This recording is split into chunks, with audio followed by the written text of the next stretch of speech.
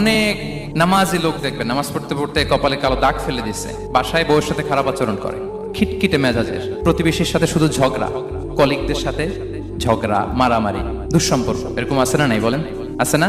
কিন্তু নামাজি, অনেক বড় হাজি, একদিনও কোরআন তেলাওয়াত মিস হয় না।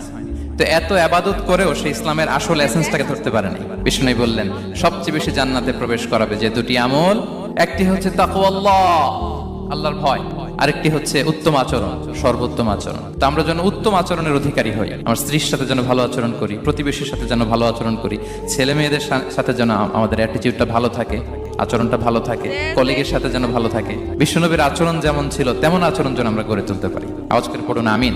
সুনানে আবু দাউদের এক বর্ণনা বিষ্ণু ইসলাম বলেন, খুব চমৎকার একটি হাদিস, মনোযোগ দিয়ে শুনুন। তিনি বলেন, আনা যাঈনুন বিবাইতিন ফি রাবাদিল জান্নাতি লিমান তারাকাল মিরাআ ওয়া ইন কানা মুহিক্কান। আমি ওই ব্যক্তিকে জান্নাতের আঙ্গিনায় একটা ঘরের গ্যারান্টি দেই যে ব্যক্তি তর্ক করা